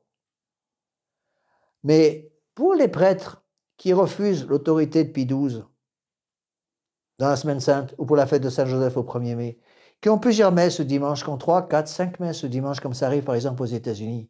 Moi, ça m'est arrivé d'avoir 4 messes ce dimanche, c'est 1000 km à faire. Hein. La dernière messe, elle était à 7 heures du soir. Bon. Eh bien, le pape Pie XII, il a modifié les règles du jeûne eucharistique. Avant le jeûne eucharistique, c'était quoi? Rien à manger, rien à boire, depuis minuit. Pas une goutte d'eau, rien. Le pape Pie XII, avec sagesse, a changé ça en ramenant la règle à 3 heures. 3 heures sans manger avant le début de la messe pour les prêtres, 3 heures sans manger avant la communion pour les fidèles. Et l'eau ne rompt pas le jeûne. Donc si vous voulez boire de l'eau avant la communion, avant la messe, vous pouvez. Vous voyez? Ça, c'est des changements que Pie XII a dû introduire parce qu'il a autorisé les messes du soir. Vous ne pouvez pas demander à quelqu'un qui a une messe à 7 heures du soir de rester sans rien manger et sans boire depuis minuit, c'est un peu trop. Surtout s'il a des centaines et des centaines de kilomètres à faire pour aller célébrer la messe ou pour y assister. D'accord? Oui, ça, c'est des choses extrêmement importantes. Donc, quand ça les intéresse, Donc, les messes du soir, alors ça, on les dit parce que ça m'intéresse. Donc là, on suit Pie XII. On prend les choses autorisées par Pie XII. Et quand on veut changer les règles du jeûne eucharistique et ne pas suivre les règles depuis minuit, là, on suit aussi Pie XII. Donc, en gros, c'est ça. Quand ça me plaît, je garde. Quand ça ne me plaît pas, je ne garde pas. Ça, c'est du pur subjectivisme. C'est un esprit révolutionnaire. Donc je maintiens, je sais que je vais me faire encore traiter des noms d'oiseaux par des tas de gens qui vont m'écouter sur Internet, mais je maintiens que quelqu'un qui reconnaît le pape Pie XII comme pape légitime, qui reconnaît que les modifications liturgiques qu'il a introduites pour l'Église universelle rendues obligatoires par l'I sont partie du domaine secondaire de l'infaillibilité pontificale et qui refuse d'obéir, ont un esprit schismatique. Alors je rappelle, c'est pas moi qui le dis, que d'après Pie XII, d'après Saint Pie X, les schismatiques sont en dehors de l'Église. Alors je vous laisse conclure. Hein. C'est grave, c'est gravissime, plus que grave, c'est même gravissime. Alors je sais qu'il y a des gens qui me disent, Monsieur l'abbé, pourquoi vous en parlez si souvent? J'en parle si souvent parce que malheureusement, c'est en train de se développer partout, c'est en train de faire boule de neige partout. Je ne sais pas combien on est de prêtres en France. Dans la tradition, des prêtres, c'est des vacantistes, des prêtres non unacum, des prêtres traditionnalistes qui donc non unacum, qui ne reconnaissent pas l'autorité des papes, des faux papes depuis la mort du pape Pie XII, j'ai déjà expliqué. Combien y en a-t-il de ces prêtres-là qui reconnaissent l'autorité des changements liturgiques rendus obligatoires par le pape Pie XII? On doit être 4 ou 5 prêtres, c'est tout. 4 ou 5 prêtres. C'est énorme. Alors on a des textes, moi j'ai lu des textes ahurissants, écrits par certains des prêtres qui disent qu'on n'est pas obligé de suivre Pie XII, et qui ont le culot, j'ai lu le texte, j'ai eu entre les mains. Hein. Un des abbés qui a pris d'ailleurs la succession de l'abbé Guépin, qui a écrit que finalement les deux réformes sont bonnes, Saint Pie X et Pie XII. Les deux sont très bonnes. On n'a rien contre la réforme de Pie XII, on n'a rien contre la réforme de Saint Pie X. Donc on choisit celle qu'on veut. Et nous, on préfère Saint Pie X, parce que c'est plus joli que les réformes de Pie XII. Vous voyez, on va comme ça. C'est du subjectivisme pur et simple, c'est du protestantisme. Dire ça me plaît, je garde, ça me plaît pas, j'en vois promener. Vous voyez. Alors, une fois qu'on a bien expliqué tout ça, eh bien, à ce moment-là, vous pouvez reprendre les propositions de Pie IX. Donc, je vous les rappelle. Vous voyez, lorsque la plupart des gens qui lisent ces condamnations de Pie IX, propositions 15, 16, 17 et 18 de Pie IX, vont être tentés de dire « c'est trop fort ». En fait, quand vous lisez le catéchisme catholique, vous constatez que Pie IX ne fait que suivre le catéchisme. Hors de l'Église catholique, il n'y a pas de salut. Il ne peut y avoir de valeur de salut en dehors de l'Église catholique. Notre Seigneur Jésus-Christ n'a jamais prêché la liberté de conscience. Il n'y a aucun texte du magistère de l'Église avant la mort du pape Pie XII qui prône la liberté de conscience. Ça n'existe pas. Est-ce qu'il y a un seul texte dans l'Écriture sainte qui prône la liberté religieuse?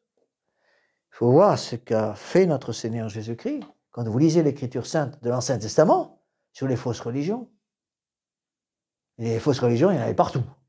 À ce moment-là, chaque tribu de l'Ancien Testament, dans le croissant fertile, il y avait les Ammonites, il y avait les Phéniciens, il y avait toute une série de fausses religions qui adoraient le soleil, qui adoraient les étoiles, qui adoraient un peu tout, avec des sacrifices humains épouvantables.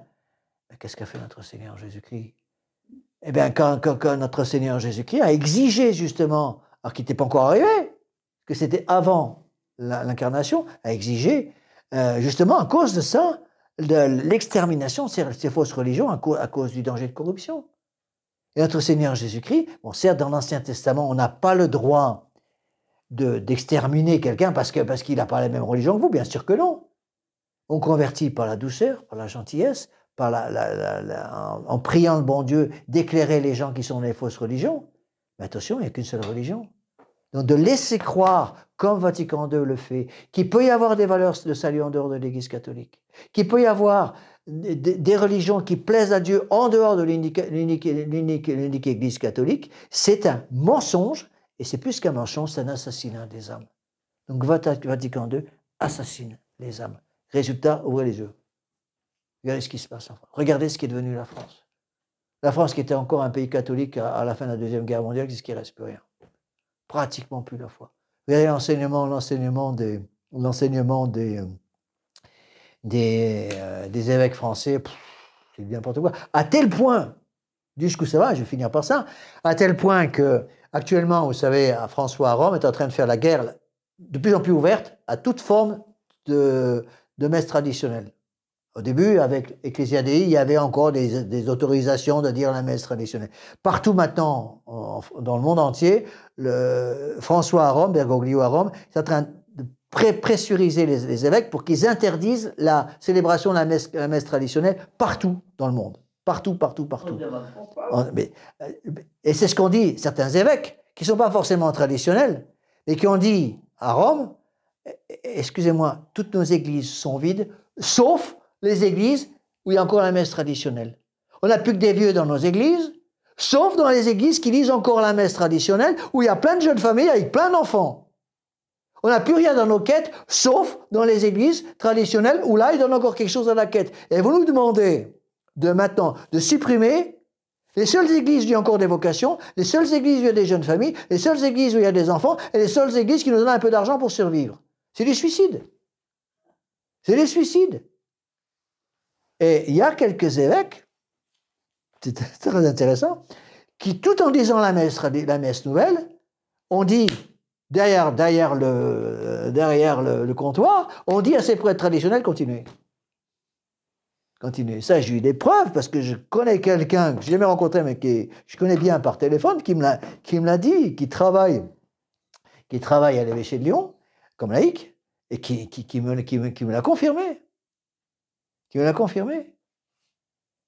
Et vous voyez, où on en arrive à des horreurs. Vous voyez, il faut faire très attention à ça. Donc, je vais arrêter là. Je m'excuse d'avoir été, j'insiste, ce cours était un peu difficile pour certains. Alors, ne me faites pas dire ce que je n'ai pas dit. Encore une fois, je répète pour les esprits chagrins que je crois de tout mon cœur que l'Église catholique est le corps mystique du Christ, mais que quand je parle de l'âme et du corps de l'Église en utilisant des comparaisons données par les théologiens, c'est un sens complètement différent. Voilà. Donc la prochaine fois, nous continuerons. Alors j'irai un peu plus vite parce que ce sont des choses un petit peu moins importantes, mais moins importantes. On s'arrêtera surtout sur les textes très importants. Je vous lis, pour mémoire, je vais finir par ça, rassurez-vous, la dernière proposition. Pour ceux qui pensent que ces textes que je viens de vous lire, les propositions, combien là, 15, 16, 17 et 18 sont trop dures, je vous lis la dernière, c'est la 80. Le pontife romain peut et doit se réconcilier et transiger avec le progrès, le libéralisme et la civilisation moderne, condamnés par l'Église. Donc le pape enseigne infailliblement que le pape ne peut pas et ne doit pas se réconcilier et transiger avec le progrès, le libéralisme et la civilisation moderne. Vous voyez, on en arrive. Bon, on va terminer par une prière. Au nom du Père et du Fils et du Saint-Esprit, ainsi soit-il. Je vous salue Marie, pleine de grâce, le Seigneur est avec vous. Vous êtes bénie entre toutes les femmes et Jésus, le fruit de vos entrailles, est béni. Sainte Marie, Mère de Dieu, priez pour nous pauvres pécheurs, maintenant et à l'heure de notre mort, ainsi soit-il. Nos saints anges gardiens, Saint Pédis, Saint Joseph, Saint Thomas d'Aquin, au nom du Père et du Fils et du Saint-Esprit, ainsi soit-il. Oui, mais je trouve qu'on... J'ai coupé la caméra d'abord.